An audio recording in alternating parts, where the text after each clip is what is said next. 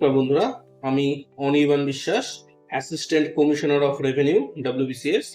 আজকে আমি তোমাদের জন্য নিয়ে এসেছি সায়েন্স এন্ড টেকনোলজির প্রস্তুতির কৌশল। WBCS পরীক্ষায় সায়েন্স এন্ড টেকনোলজি কি আপনার কাছে কাটার মতন বেঁধে আছে? বিশ্বাস করুন বন্ধুরা, অনেক সময় সায়েন্স ব্যাকগ্রাউন্ডের ছাত্ররাও এই পেপারটা দেখে ঘাবড়ে যায়। কিন্তু একটা বড় সত্যি হচ্ছে, এই পেপারে সময় নষ্ট করলে আপনি পিছিয়ে পড়বেন। আজ জানুন কিভাবে বুদ্ধি করে পড়লে কম পরিশ্রমে একটা ঠিকঠাক নম্বর তোলা সম্ভব। আমি এই ভিডিওতে একটা প্র্যাকটিক্যালি ওয়ার্কিং স্ট্র্যাটেজি শেয়ার করছি, যা আমি নিজে প্রস্তুতির সময় ব্যবহার করেছি এবং আমার মতে যা আপনার জন্য কার্যকরী হবে। চলুন শুরু করা যাক। সায়েন্স অ্যান্ড টেক পেপারটা আসলে ভয় পাওয়ার মতো নয়, বরং এটা একটা লো রিটার্ন পেপার। অর্থাৎ আপনি যত বেশি পড়বেন তত বেশি নম্বর পাবেন, সেটা কিন্তু নয় বন্ধুরা। অনেক সময় এর ইনপুট ভার্সেস আউটপুট রেশিওটা খুবই খারাপ, তাই এই পেপারে নিজেকে খুব বেশি না গেঁথে ফেলাই ভালো। বন্ধুরা, no subject wise cut off একটা গুরুত্বপূর্ণ বিষয় মাথায় রাখুন, যে WBCS এ কোনো পেপারে আলাদা কাট অফ নেই। এগ্রিগেট বা মোট নম্বর দিয়েই আপনি প্রিলিমস এবং মেন্স এক্সামটা পার করতে পারবেন। তাই যদি সায়েন্স আপনার দুর্বল দিক হয়, তাহলে অন্য পেপারে ভালো করে সেই ঘাটটি পূরণ করা সম্ভব। বন্ধুরা, স্ট্যাটিক জিকে এবং এনভায়রনমেন্ট এগুলোর উপর ফোকাস করুন।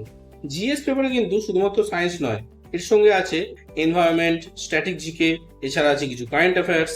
তাই যারা সায়েন্সে দুর্বল তারা স্ট্যাটিক জিকে, যেমন ধরুন important days, books and authors, country currency, capital, এগুলোর উপর ফোকাস করতে পারেন। এনভায়রনমেন্টেও অনেক ইম্পর্টেন্ট কোশ্চেন্স আছে, যেমন আপনার ন্যাশনাল পার্ক, বায়োডাইভার্সিটি, আপনার এদিকে wildlife sanctuaries, eutrophication, sustainable development, biosphere reserve, এগুলোর ইনপুট আউটপুট রেশিও অনেক ভালো। টেকনোলজি কিন্তু কারেন্ট অ্যাফেয়ার্স ওরিয়েন্টেড। সায়েন্সের টেকনোলজি অংশ মানে বড়সড় কোনো কিন্তু বিজ্ঞান থিওরি নয়, বরং এগুলো হয় scientific research development, current affairs ভিত্তিক। যেমন আপনার চন্দ্রয়ান 3, 5G টেকনোলজি, ইসরোর লেটেস্ট কি কি মিশন আছে, নোবেল প্রাইজ কে কি পেলো। তাই এগুলো আপডেট থাকলে সহজেই আপনি প্রশ্ন ধরতে পারবেন।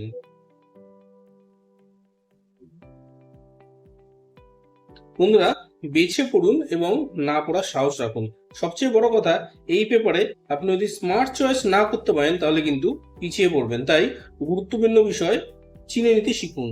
যেগুলোর প্রশ্ন আসার সম্ভাবনা কম বা অনেক গভীর থিওরিতে নিয়ে যাচ্ছে, তা কিন্তু আপনি বাদ দিন। মনে রাখবেন, এই সময় আপনি যদি হিস্ট্রি, জিওগ্রাফি, ইকোনমিক্স, কনস্টিটিউশন এগুলো পড়েন, তাতে আপনি অনেক বেশি নম্বর তুলতে পারবেন। তা তোমাদেরকে দেখানোর জন্য আমি আমার কেমিস্ট্রির অ্যাসিড বেস সল্ট এই চ্যাপ্টারের যে নোটটা আমি বানিয়েছিলাম সেটা শেয়ার করছি বন্ধুরা। আমি স্ক্রল করে যাচ্ছি, তোমরা একটু পজ করে করে দেখে নিও, ভিডিওটা এত বেশি লম্বা না হয়। এইভাবে নোট বানিয়ে পড়লে তোমাদের সাকসেস নিশ্চিত। যেমন আমি আমার এক্সামের আগে এই নোটসগুলো রিভাইজ করে WBCS সফল হয়েছি। তোমরাও এরকমভাবে নোট বানিয়ে ভালো রকম পড়াশোনা করতে পারলে নিশ্চিত সাফল্য পাবে। এর মধ্যে একদম ইম্পর্টেন্ট কোর টপিকসগুলো সুন্দরভাবে আমি সাজিয়েছি, পরীক্ষার আগে যাতে এক ঝলকেই আমার পুরোটা রিভিশন হয়ে যায়। এটা ওই নোটটারই বাংলা ভার্সন।